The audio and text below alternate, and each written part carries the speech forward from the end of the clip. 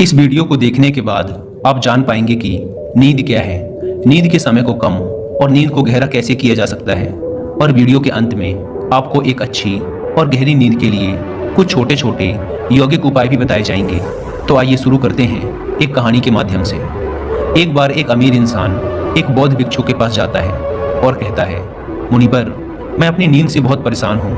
बहुत कोशिश करने के बाद भी मैं देर रात तक सो नहीं पाता और रात में सोने से पहले मेरे मन में दुनिया भर के विचार चलते रहते हैं और जब मुझे नींद भी आ जाती है तो मैं पूरी रात करवटें बदलता रहता हूँ और जब सुबह नींद खुलती है नमस्कार तो मुझे कुछ अच्छा महसूस नहीं क्या होता। आपके साथ मैं भी खुद को कभी थका ऐसा हुआ हुआ है कि और अशांत अचानक महसूस सुबह करता हूँ। 3 से 5 बजे कृपया के आप मेरी बीच इस समस्या का आपकी नींद कुछ खुली समाधान हो? बताएं।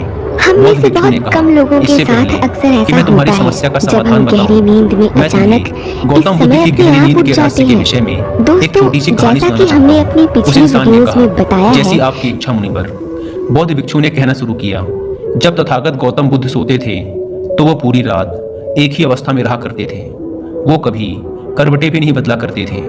वो जिस अवस्था में रात्रि को सोते, सुबह तक उसी अवस्था में रहते। गौतम बुद्ध का एक शिष्य था, आनंद, जो कि अक्सर उनके पास ही सोया करता था। आनंद को यह बात बहुत परेशान करती थी कि आखिर गौतम बुद्ध एक ही शारीरिक अवस्था में पूरी रात कैसे गुजार सकते हैं। जब कभी भी रात में आनंद की आंखें खुलती तो वो हमेशा गौतम बुद्ध को एक ही अवस्था में सोते हुए पाता। ये बात उसके मन में बहुत से प्रश्न पैदा करती थी। लेकिन एक दिन भिक्षु आनंद अपनी जिज्ञासा को रोक नहीं पाया और वह गौतम बुद्ध के पास चला गया। उसने मध्य रात्रि में ही गौतम बुद्ध को नींद से जगा दिया और कहा, तथागत, मुझे क्षमा करें।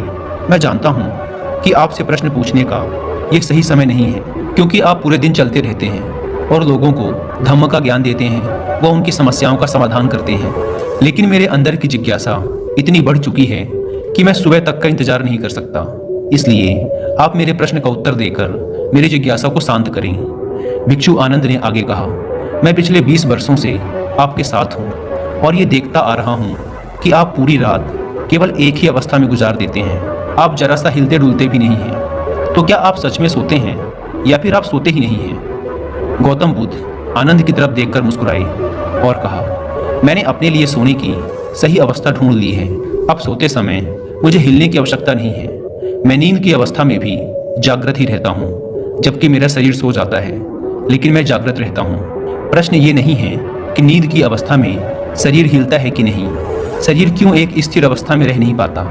असली कारण तो मन है। ये मन ही है जो कि शांत और स्थिर नहीं रह पाता। और यही कारण है कि नींद की अवस्था में भी हम अपने शरीर को हिलाते रहते हैं। लेकिन मैं इन सब चीज़ों से परे आ चुका हूँ। अब मेरे अंदर मन जैसा कुछ बचा ही नहीं। जब मैं सोने जाता हूँ तो मेरा शरीर बस एक मृत शरीर की भांति हो जाता है। मन जैसा कुछ बचता ही नहीं। आनंद, क्या तुमने कभी किसी मृत शरीर को अपनी अवस्था बदलते हुए देखा है? ये तो केवल हमारा मन ही है जो कि हमारी गहरी नींद की अवस्था में भी यह सब काम करवाता है। एक बार मन स्थिर हो जाए, मन शांत हो जाए, तब तुम्हारा शरीर गहरी निद्रा में चला जाएगा, लेकिन तुम भीतर से जागृत रहोगे। भीतर से तुम सब कुछ अनुभव कर पाओगे। सोने के बाद भी तुम्हारी जागरूकता एक छोटे से जलते हुए दीपक की तरह लगातार प्रज्वलित रहेगी।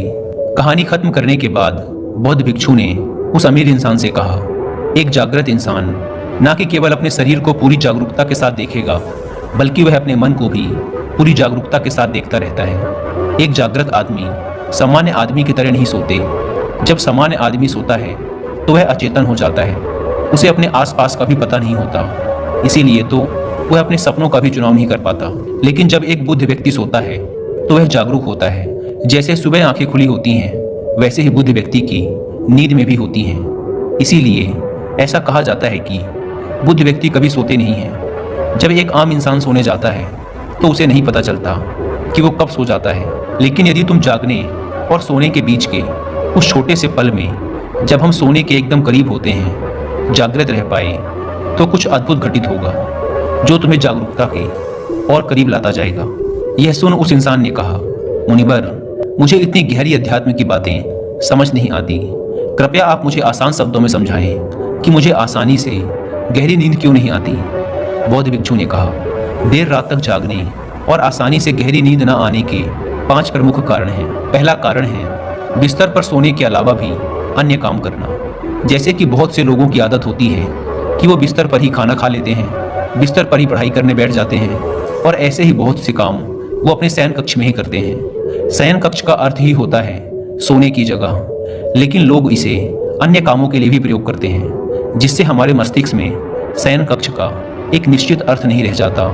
इसीलिए फिर जब हम बिस्तर में सोने जाते हैं तो हमारा मन पूर्ण रूप से इस बात को स्वीकार नहीं कर पाता कि अब हमें सोना है, क्योंकि आपने इसकी उसी जगह पर अन्य कामों को करने की आदत डाल दी है। दोस्तों, अगर आज के समय के अनुसार बात करें तो हम फ़ोन भी बिस्तर पर लेट कर ही चलाते हैं, ऑफिस का काम भी बिस्तर पर ही करते हैं, चाहे मूवी देखना हो, खाना खाना हो, वीडियो गेम खेलना हो या गप्पे मारना हो। आजकल लोग अपना अधिकतर समय बिस्तर पर यूं ही लेटे लेटे गुजार देते हैं, जिसकी वजह से हमारे मन में बिस्तर अब सिर्फ एक सोने की जगह नहीं रही। और ये एक बड़ा कारण है कि जब हम बिस्तर में सोने जाते हैं तो हमें घंटों तक नींद नहीं आती। बौद्ध भिक्षु ने आगे कहा, बौद्ध आश्रमों में एक भिक्षु सुबह सोकर उठते ही अपने बिस्तर का त्याग कर देता है और फिर वो दोबारा रात में सोने के वक्त ही बिस्तर पर वापस जाता है, जिससे उसके मस्तिष्क को पता है कि बिस्तर में आने का अर्थ है गहरी निद्रा में जाना। गहरी और आरामदायक नींद न आने का दूसरा कारण है सोने के एक निश्चित समय का निर्धारित न होना। बौद्ध भिक्षु ने कहा, अगर तुम सुबह जल्दी और पूरी नींद लेकर उठना चाहते हो तो तुम्हें रात को जल्दी और एक निश्चित समय पर सोने की आदत डालनी होगी। बौद्ध आश्रमों में रहने वाले भिक्षु हमेशा ही एक निश्चित समय पर सोने से कुछ घंटे पहले हल्का और आसानी से पचने वाला भोजन ग्रहण करते हैं और रोज रात एक निश्चित समय पर सोने चले जाते हैं। तो इस तरीके से वो एक निश्चित दिनचर्या का पालन करते हैं। दोस्तों, अगर हम अपनी आज की लाइफ स्टाइल की बात करें तो अधिकतर लोगों का ना तो सोने का समय फिक्स है और ना ही उठने का, और ना ही वो इस बात का ध्यान रखते कि रात का खाना हल्का और ज़रूरत से थोड़ा कम होना चाहिए, बल्कि उनका तो मेन खाना ही रात को होता है। वीकेंड के दिन वो देर रात तक जागते हैं क्योंकि अगले दिन कोई काम नहीं है।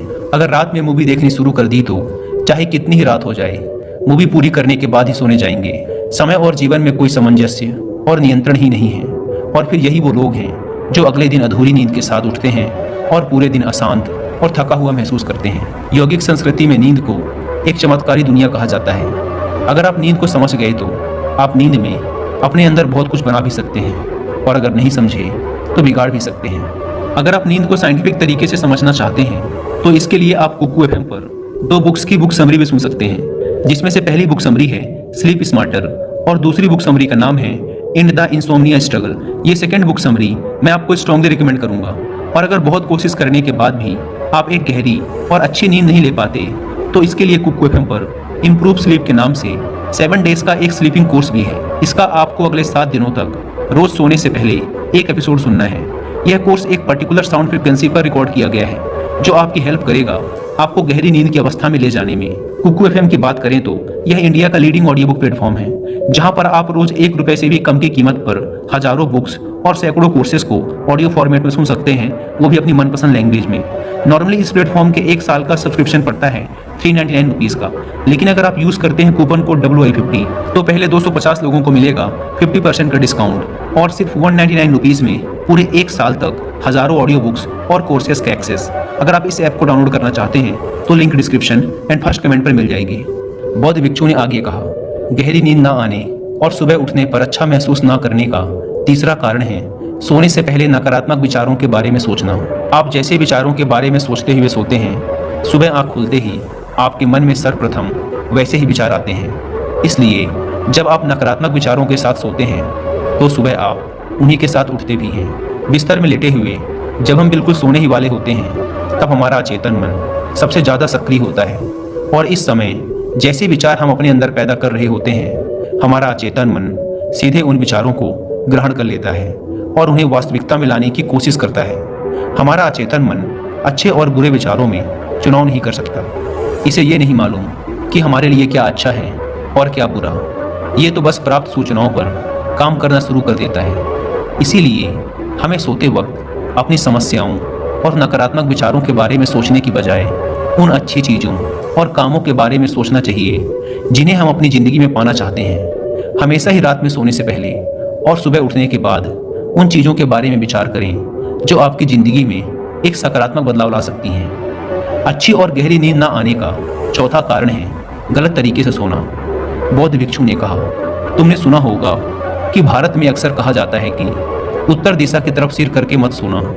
ऐसा इसलिए होता है क्योंकि जब हम उत्तर की तरफ सिर करके सोते हैं तो पृथ्वी के चुंबकीय खिंचाव की वजह से हमारे शरीर का बहुत सा रक्त मस्तिष्क की तरफ जाने का प्रयास करता है और मस्तिष्क में पाई जाने वाली नसों का बहुत पतला होने के कारण उनके फटने का खतरा बढ़ जाता है और अगर कोई इंसान काफ़ी बुजुर्ग और कमज़ोर है तो उसकी मृत्यु भी हो सकती है। लेकिन आमतौर पर उत्तर की तरफ सिर करके सोने वाले लोग जब सुबह उठते हैं तो वो अपने सिर में एक तनाव सा महसूस करते हैं और उन्होंने पूरी रात बेचैनी व करवट बदल बदल कर बिताई होती है। दूसरी गलती जो लोग अपने सोने की अवस्था में करते हैं वो है कि वो बस किसी भी तरीके से सो जाते हैं।